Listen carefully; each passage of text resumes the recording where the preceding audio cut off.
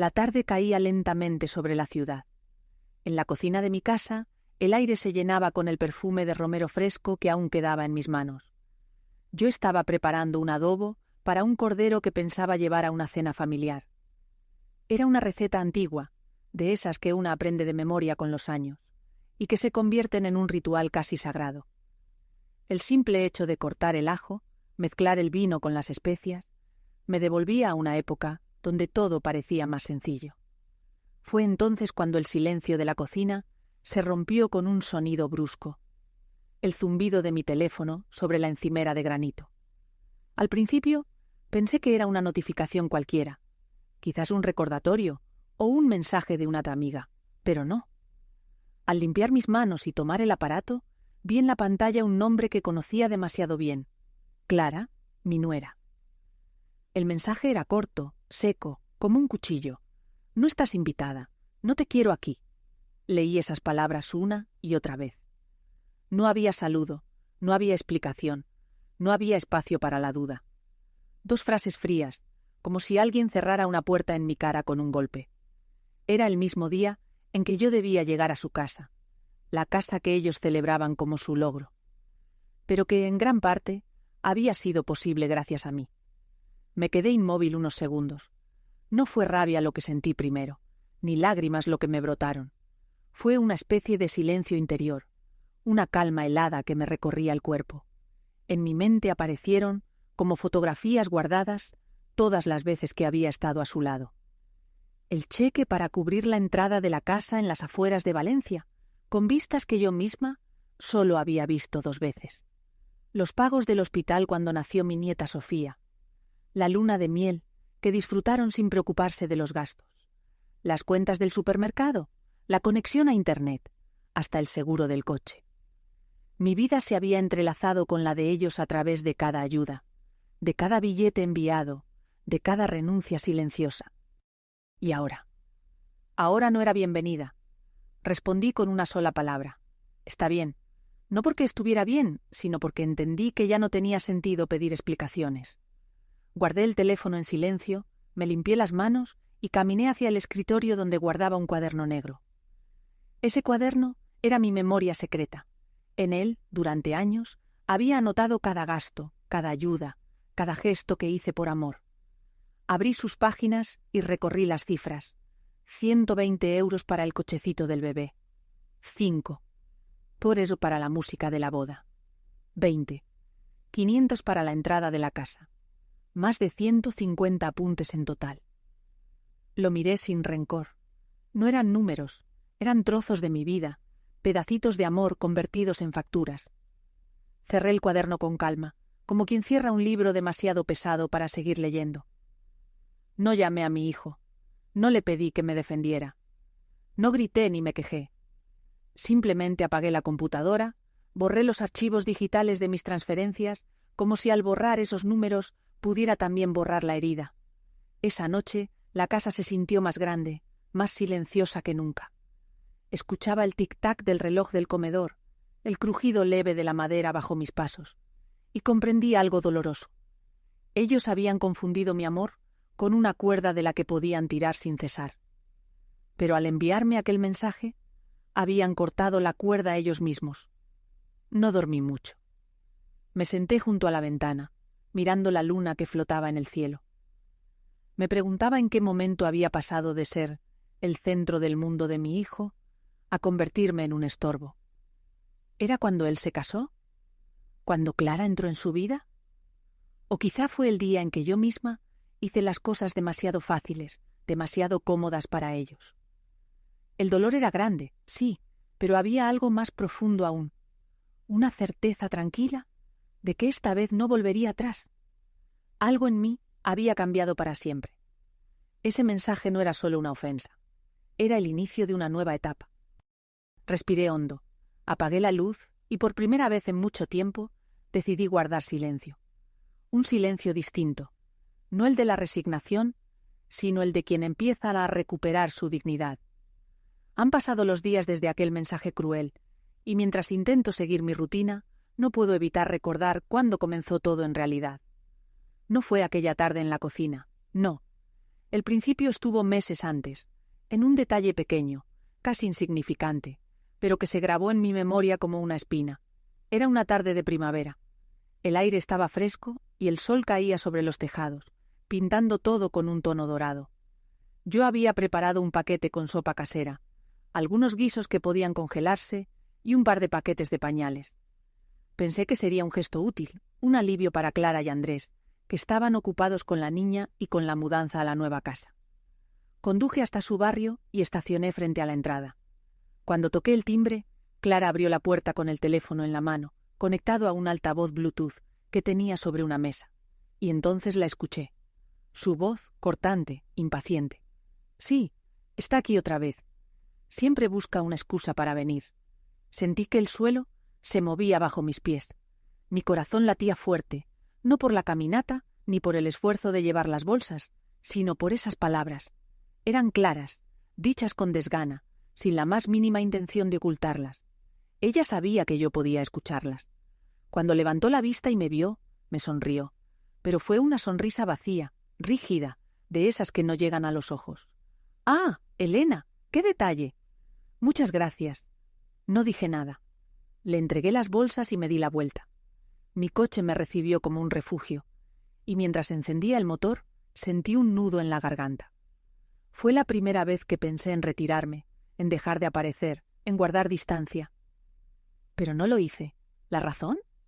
Mi hijo. Andrés siempre había sido un alma bondadosa, un niño sensible. De pequeño me llamaba cada fin de semana cuando se fue a estudiar fuera. Su voz llenaba mi casa vacía. Me hacía sentir acompañada. Me contaba todo, los exámenes, sus amistades, sus dudas. Yo era parte de su mundo. Pero desde que Clara entró en su vida, aquellas llamadas se fueron apagando, como una radio cuyo volumen baja poco a poco. Al principio pensé que era normal, que una pareja necesita su espacio, que una madre debe aprender a soltar, pero con los meses la distancia se volvió abismo. Recuerdo otra ocasión. Fue al mes siguiente. Les envié dinero para cubrir el seguro del coche, como había hecho tantas veces. Esta vez no hubo siquiera un gracias. Silencio absoluto. Más tarde, ofrecí cuidar a Sofía para que pudieran salir a cenar juntos. Clara me respondió con frialdad. «Ya lo hará mi madre». Cada gesto mío, cada intento de estar presente, se transformaba en rechazo. Lo que antes era visto como ayuda, ahora lo llamaban interferencia. Y sin embargo, yo seguía insistiendo. En el fondo, tenía miedo. Miedo a ser olvidada, a convertirme en una figura lejana. Porque mi casa, aunque tranquila, a veces me resultaba demasiado silenciosa. Y la compañía de mi nieta, su risa pequeña, me devolvía un sentido que creía perdido. Pero la cena fue la gota que derramó el vaso. Había insistido en organizarla yo misma, como un gesto de celebración por la nueva casa. Compré los ingredientes, planeé el menú, incluso contraté un servicio de catering para no agobiarlos. Quería que todos se sintieran orgullosos, que esa noche fuera especial. Y sin embargo, llegó ese mensaje. «No estás invitada, no te quiero aquí». Volví a repasar mentalmente cada palabra, cada gesto de los últimos meses. El rompecabezas tenía piezas que ahora encajaban. No era un arranque repentino, era un proceso lento, silencioso, donde poco a poco me habían ido desplazando. Esa noche, mientras intentaba dormir, pensé en Andrés. Pensé en aquel niño que un día me prometió con voz inocente que siempre cuidaría de mí. «Cuando sea grande, mamá, yo voy a protegerte». ¿Dónde estaba ahora ese niño? Frente a mí ya no tenía a mi hijo, sino a un hombre que permitía que su esposa me humillara. Y lo más doloroso, él no veía nada extraño. Para él todo era normal. Solo reaccionaba cuando el dinero faltaba. Yo, en silencio, me di cuenta de algo. No era que me hubieran quitado mi lugar.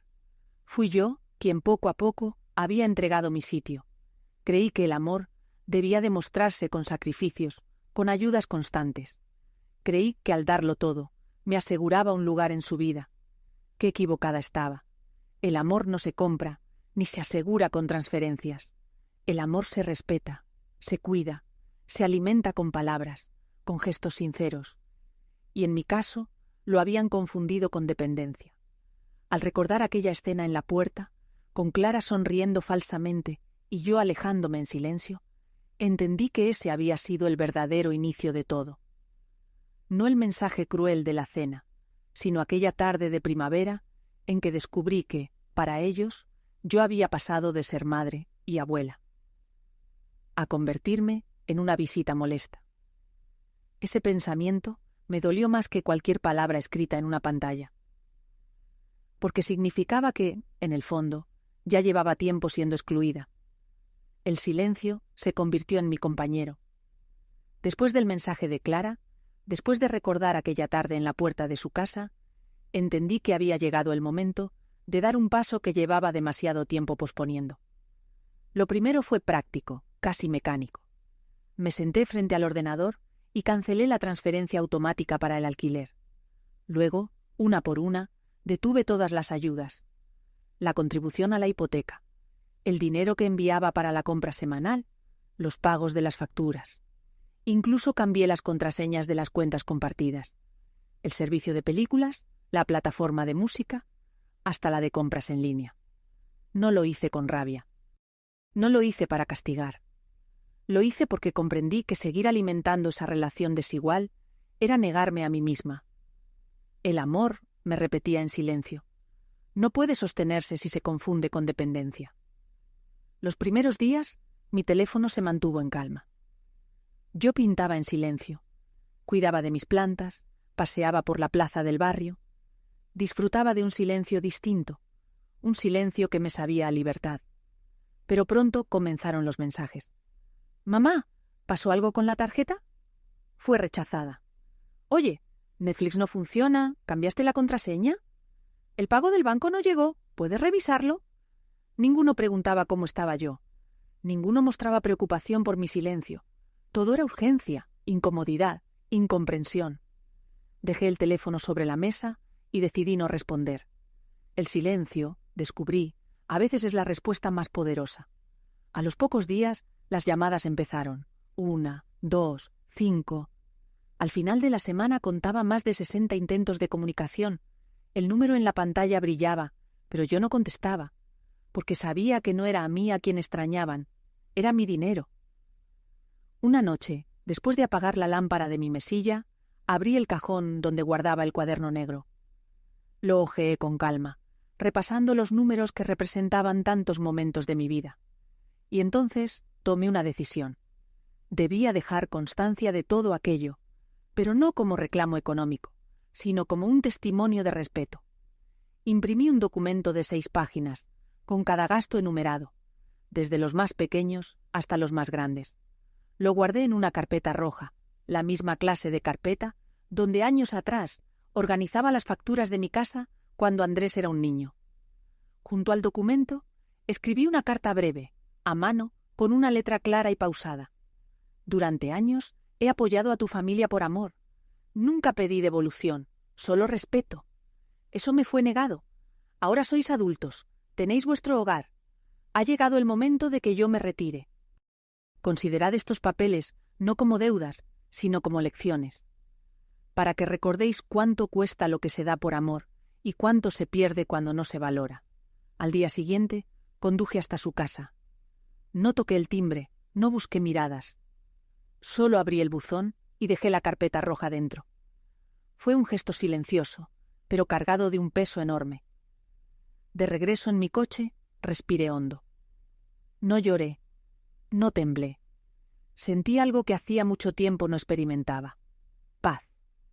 Con los días, esa paz creció. Me apunté a un curso de pintura en un centro cultural cercano. Volví a reencontrarme con viejas amigas y hasta organicé una pequeña escapada a la montaña. Descubrí que la soledad, cuando se elige, puede ser un regalo. Sin embargo, la vida aún me tenía preparada una escena inesperada. Llegó el cumpleaños de Andrés, una celebración organizada por Clara en la nueva casa. Yo, por supuesto, no recibí invitación, ni la esperaba, pero en silencio, esa fecha pesaba en mi corazón. Esa misma tarde, recibí una llamada de Benjamín, uno de los amigos de toda la vida de mi hijo. «Elena, ¿vas a venir a la fiesta? Me sorprende no verte en la lista de invitados». No, Benjamín, respondí tranquila. No estoy invitada. Hubo un silencio incómodo al otro lado de la línea. Yo no añadí nada más. Esa noche, mientras los invitados reían en el jardín de la casa nueva, ocurrió lo que nunca imaginé. Entre brindis y conversaciones, alguien preguntó en voz alta: «Andrés, ¿tu madre llegará más tarde?» El ambiente se tensó. Clara apretó los labios, visiblemente incómoda. Andrés bajó la mirada. Antes de que él respondiera, Benjamín tomó la palabra, fuerte y claro. «No vendrá. ¿No fue invitada?» La frase cayó como una piedra en el agua. El murmullo de los invitados se convirtió en un silencio pesado. Algunos se miraron con sorpresa, otros con desaprobación. Una mujer incluso se levantó, tomó su regalo y se marchó. Poco a poco, varios más la siguieron. Al final de la noche, la fiesta se había desmoronado. Lo que debía ser una celebración terminó en incomodidad y vergüenza. Yo no estaba allí, pero más tarde me enteré de lo sucedido. Y aunque dolía, también comprendí que la verdad, tarde o temprano, siempre sale a la luz. Aquella exclusión, que hasta entonces había sido un secreto entre paredes, quedó expuesta ante todos. Y en ese momento, sin estar presente, yo recuperé algo de lo que me habían arrebatado: la dignidad. Pasaron varios días desde aquella fiesta, en la que sin yo estar presente, se reveló la verdad. Mi teléfono sonaba de vez en cuando. Llamadas de Andrés, algún mensaje breve, incluso un par de intentos de Clara por justificarse. Yo no respondí. Había elegido el silencio, y ese silencio era mi armadura. Una mañana, mientras revisaba el buzón, encontré un sobre distinto de los demás. No era una factura, ni publicidad. Era un sobre blanco, cerrado cuidadosamente, con la letra de mi hijo en la portada. «Mamá». Mis manos temblaron al abrirlo. Dentro había una carta escrita a mano, con frases torpes, tachaduras, palabras que parecían brotar desde un corazón cansado. «Mamá, lo siento. No merecías nada de lo que pasó. No sé en qué momento dejé de verte como persona y empecé a verte solo como ayuda. Me equivoqué. Tenía miedo de decepcionar a Clara y permití que dijera cosas que yo debería haber detenido. Quiero empezar de nuevo, no con tu dinero, sino contigo. Si aún existe una oportunidad, aquí estoy. Tu hijo, Andrés». Leí esas palabras una y otra vez, y al hacerlo, no vi al hombre adulto que me había herido, sino al niño que un día me escribía tarjetas torcidas en mis cumpleaños, con letras desordenadas que decían: «Te quiero, mamá». Ese niño aún vivía dentro de él, oculto, atrapado bajo capas de miedo y complacencia. No lloré. Sentí una mezcla de ternura y desconfianza, porque el perdón no se regala como una moneda al aire. El perdón se construye, igual que la confianza, y la confianza que yo había puesto en él estaba rota. Guardé la carta en mi cajón y decidí esperar. Una semana después, alguien llamó a mi puerta temprano en la mañana. Abrí y allí estaba él, Andrés, con ojeras profundas, sosteniendo en sus brazos a la pequeña Sofía. No había rastro de Clara. «Mamá», dijo con voz baja. No sabía a dónde más ir. Me quedé en silencio unos segundos, observando la escena. Su rostro estaba marcado por el cansancio, y en sus ojos brillaba una tristeza que reconocí de inmediato. La tristeza de quien ha perdido algo, pero también de quien sabe que debe cambiar. «¿Y Clara?», pregunté con calma. Él bajó la mirada. «Se fue anoche. Hizo una maleta, dijo que se iba con su hermana. Me dejó claro que debía decidir de una vez a quién era leal. Y creo que la respuesta llegó demasiado tarde. La niña, en sus brazos, empezó a mover sus manitas hacia mí. Al verla, mi corazón se ablandó. Extendí los brazos y Andrés me entregó a Sofía. Se acurrucó contra mí con naturalidad, como si siempre hubiera pertenecido a ese lugar. Sentí que algo dentro de mí se derretía. No era un perdón total, ni una reconciliación inmediata. Era apenas un paso, un pequeño puente entre lo roto y lo posible. Nos sentamos en la sala. Andrés habló, con voz entrecortada. «Mamá, sé que permití cosas que nunca debí permitir. Sé que te dejé sola, que te hice sentir invisible. Creí que mantener la paz con ella era más importante que defenderte. Pero al final perdí pedazos de mí mismo. Y de ti. Guardé silencio. Lo escuchaba, pero también medía cada palabra. No quería caer de nuevo en el círculo de dar, callar y sostenerlo todo. Esta vez debía ser distinto. «Andrés», le dije despacio, «lo que pasó no se borra con disculpas. Las heridas tardan en cerrarse. Y aunque quieras volver, tendrás que demostrarlo con hechos, no con palabras». Él asintió, con lágrimas contenidas. «Lo sé, mamá. Estoy dispuesto. No vengo a pedir dinero ni ayuda. Solo quiero recuperar a mi madre». La niña balbuceaba en mis brazos, ajena a las tensiones de los adultos. Y mientras la acariciaba suavemente, comprendí que la vida me estaba regalando otra oportunidad, no para repetir los errores del pasado, sino para enseñar con firmeza lo que significa amar con dignidad. Aquella noche, después de que Andrés y Sofía se marcharan, me quedé junto a la ventana mirando la luna. Sentí nostalgia, sí, pero también algo nuevo, la certeza de que esta vez no volvería a ceder mis límites. El amor de una madre es inmenso, pero no debe confundirse con servidumbre, y esa lección, que tardé años en aprender, ahora estaba grabada en mí como una verdad irrenunciable. Con la carta guardada en mi cajón y la imagen de mi hijo en la puerta con su hija en brazos, entendí que el verdadero camino apenas comenzaba. No sería fácil ni rápido, pero al menos, esta vez, sería honesto. Los días que siguieron a la visita de Andrés fueron tranquilos, casi extraños en su calma. Venía de vez en cuando con Sofía, sin exigencias, sin reclamos. A veces solo se sentaba en la cocina mientras yo preparaba café, y me hablaba de su trabajo, de sus intentos por rehacer su vida.